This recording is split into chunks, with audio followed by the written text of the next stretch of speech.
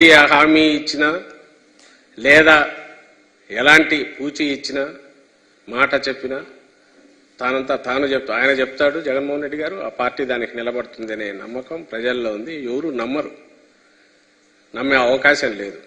వీళ్ళు ప్రజలతో ఏం మాట్లాడాలనో వీళ్ళకి తెలియక ఒక స్పెక్యులేటివ్ జర్నలిస్టో ఒక అనలిస్టో ఏదైతే చేస్తాడో వీళ్ళు ప్రజలకు ఏం కావాలనో ఏమి ఇవ్వాలనో అనేది అది మాట్లాడకుండా ఈ పొద్దుబోని మాటలో వీటిని చెప్పేసి ఇంటర్ప్రిటేషన్స్ భాష్యాలు చెప్పిన దానివల్ల ఉపయోగం దానివల్ల ఏముండదు. వాస్తవం మీద ప్రజలకు తెలుసు, వాస్తవం మీద మీకు తెలుసు. ఎప్పుడైతే ఇట్లా చేయాలనుకుంటే పొత్తులే పెట్టుకునో లేకుంటే డైరెక్ట్ ఓటు చీల్చాలని ఓటు చేయాలా, అదే ఆపరేషన్ మీద డిపెండ్ అయ్యి పవర్లోకి రావాలంటే జగన్మోహన్ రెడ్డి గారు 2012లో పార్టీ పెట్టి 12 ఏళ్లలో డిఫరెంట్గా యాక్ట్ చేసేవాళ్ళు. 2014లోనే అధికారంలోకి వచ్చేవాళ్ళు. ఆ టైంలో ఎవరిని పట్టుకుంటే రావాలని చూస్తే ఇప్పుడు ఎవరైతే పాత్రదారులు ఉన్నారో వీళ్ళేమి జగన్మోహన్ రెడ్డి గారు చేయి చెప్తేనో లేకుంటే మేము కలుస్తామంటే ఎవరు రాదు ముందుకు? ఓ బలమైన నాయకుడు, బలమైన పార్టీ వైఎస్ఆర్ కాంగ్రెస్ పార్టీ.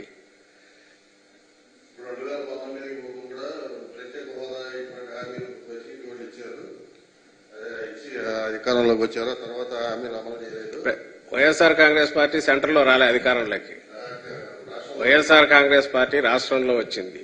ఈ పార్టీ మనకు వచ్చిన ఎంపీల మీదనో మన దీని మీదనో అక్కడ డిపెండ్ అయి ఉన్నా లేదా ఆ కూటమిలో భాగస్వామి అయి ఉన్నా పూచి ఇచ్చిన తర్వాత ఇవ్వగలిగిన ప్రెజరో పెట్టగలిగిన ప్రెజరో ఎక్కువ ఉంటుంది. మనదే పార్టీ సెంటర్లో బలమైన అత్యధిక బలంతో వాళ్ళు వచ్చారు. అక్కడ ఎవరు దీని మీద డిపెండ్ కావాల్సిన అవసరం లేని స్థితిలో అక్కడ పార్టీ ఉంది.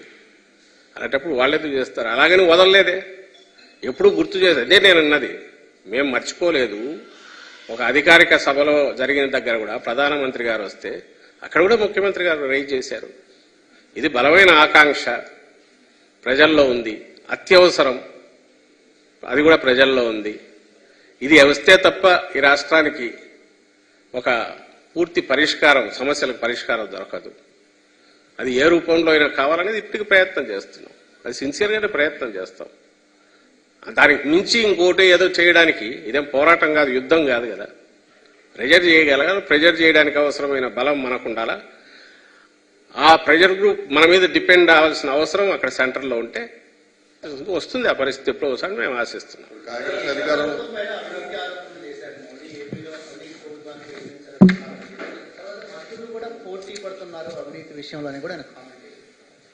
వీళ్ళు ఇచ్చిన ఫీడ్ తీసుకుని ఆయన అన్నట్టున్నారు. ఆయనకు ఏం అభిప్రాయాలు సబ్స్టాన్షియేట్ చేసేట్టు డీటెయిల్స్ ఒకటి ఇవ్వలేదు. రెండవది ఈ నెక్స్ట్ పవర్లోకి రావాలనుకున్నప్పుడు ఎవరైనా చేసే ఒక మూస ఆరోపణలు ఉంటాయి. అధికారంలో ఉన్నాం కాబట్టి ఆ ఆరోపణలతో వాళ్ళు వచ్చారు. సో దానికి సమాధానాలు ఏమి ఇవ్వాలనేది, మీరు అధికారంలో ఉన్నారు కాబట్టి అవినీతి అంటే బీజేపీ అక్కడ వాళ్ళ అధికారంలో ఉన్నారు, వాళ్ళ అవినీతిలో ఉన్నారనుకోవాలి. లేకపోతే ఇంకో రాష్ట్రంలో ఎక్కడన్నా బీజేపీ ఉంటే వాళ్ళ అవినీతిలో ఉన్నారనుకోవాలి. దానికి అర్థం లేని ఆరోపణ అది. ఏపీలో అభివృద్ధి లేదు. ఏపీలో అభివృద్ధి లేదు. త్వరలోనే ఎన్డీఏ సర్కార్ రాబోతుంది, దేశంలో గానీ ఏపీలో గానీ డబుల్ ఇంజిన్ సర్కార్ రాబోతుందని కూడా చెప్పారు. అదే నేను అంటున్నా కదా, ముగ్గురు ఆయన వచ్చి స్టేజ్ మీద నిలబడి అనగానే ఎలా వస్తుంది, ఎందుకు వస్తుంది అనేది అది చెప్పాలి. ఒకటి ఏమి మేము చేస్తున్నాం అన్నందువల్ల ఇప్పుడున్న పార్టీ కంటే బెటర్గా చేస్తున్నందువల్ల అడగడానికి మాకు హక్కు ఉందో అది చెప్పాలి. అలాగే 2014లో కొత్తగా వీళ్ళు కలవలే. 2014లో ఈ ముగ్గురే కలిసి వచ్చారు. మేము ఆ రోజు చెప్పినవన్నీ ఇదిగో ఇవి పూర్తి చేశాము, అందువల్ల మాకు అడిగే హక్కు ఉంది, మేము అడుగుతున్నాము, రిక్వెస్ట్ చేస్తున్నాము అనే సాహసం కూడా చేయలేకపోయినారు. ఇంకా ఊరికి వచ్చామా, ఎన్నికలు వస్తున్నాయి కాబట్టి అడిగామా అనే దాంతో ఒకటి చేసి, లేదా డిమాండ్ చేస్తున్నాము, లేదా ఈ రాష్ట్ర ప్రజలకు మేమే దిక్కు. ఎందుకంటే మేము జగన్మోహన్ రెడ్డి గారి మీద నిందలేస్తున్నాం కాబట్టి, ఆ పార్టీని తిడుతున్నాం కాబట్టి, అది చెత్తది కాబట్టి మమ్మల్ని తీసుకురావండి అనడం తప్ప దాన్ని సబ్స్టాన్షియేట్ చేసే ఆ ఆర్గ్యుమెంట్ నిలబెట్టుకునే వాళ్ళ డిమాండ్ను వాళ్ళ రిక్వెస్ట్ను నిలబెట్టుకునే ఆర్గ్యుమెంట్ ఏం చెప్పలేకపోయారుగా.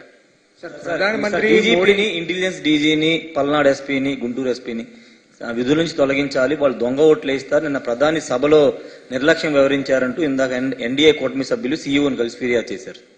చేస్తారు, ఎలక్షన్లు వస్తున్నాయి కాబట్టి అటువన్నీ చేస్తారు. నేను సభ గురించి చెప్పాను కదా, అక్కడ మీరు చూశారు, రాష్ట్రం మొత్తం సహజంగానే చూసింటుంది. ఎన్నికల సమయంలో వీళ్ళు ఏం చెప్తారో చూద్దామని చూసింటారు. ఐ థింక్ టీవీల్లో చూసే ఉంటారు సభ ఏం మాట్లాడుతున్నారు అనేది. ఆ సభలో వైఫల్యం ఎక్కడ కనపడలేదో చెప్పండి మొత్తం సభలో. ఒకటి. రెండవది, ఎవరిదైనా పార్టీ సొంత సభల్లో పోలీసుల రోల్ ఎంత ఉంటుంది? ఒక స్ట్రైకో సమ్మెలాంటి చేస్తూనో ఆగ్రహంతో ఎవరన్నా వస్తుంటే ఆపడానికి ఎక్కువ పోలీసులు బలానికో బల ప్రదర్శన చేయడానికి అవకాశం ఉంటుంది. నీ కార్యకర్తలు, నీ అభిమానులు మీరందరూ కలిసి పెట్టుకునే సభలో వీలైనంత వరకు ఫెసిలిటేట్ చేయడానికి ఉంటారు తప్ప మొత్తం కోటగోడలా కట్టుకుని ఉంటారా పోలీసులు? ఎక్కడన్నా ఉంటే అలవ చేస్తారా? అలా ఉండబోతే పోలీసులు మీ తాట తీస్తారని నేను ఎన్నిసార్లు హెచ్చరించలే చంద్రబాబు నాయుడు. రేపు వస్తాం మీని తర్జని చూపిస్తా ఎన్నిసార్లు బెదిరించలే. వాళ్ళు అది ఆడలేక మధ్యలో కూడా అందుకే వాళ్ళు ఈ మైక్ సిస్టమ్ సరిగా పెట్టుకోలేక, ఒక చిన్న మీటింగ్ ఆర్గనైజ్ చేసుకోలేక, అది తీసుకొచ్చేసి ఎవరి మీద నింద మోపడం అనేది ఎంత ఇదో అది తప్పించుకోవడానికి ఈరోజు ఎందుకంటే ఆయన తిట్టింటాడు పిఎం ఇది పరువు పోయే పని అని, బహుశా తిట్టాడేమో, దానికోసం ఇవన్నీ కవర్ చేసుకోవడానికి ఇచ్చుకుంటున్నట్టున్నారు.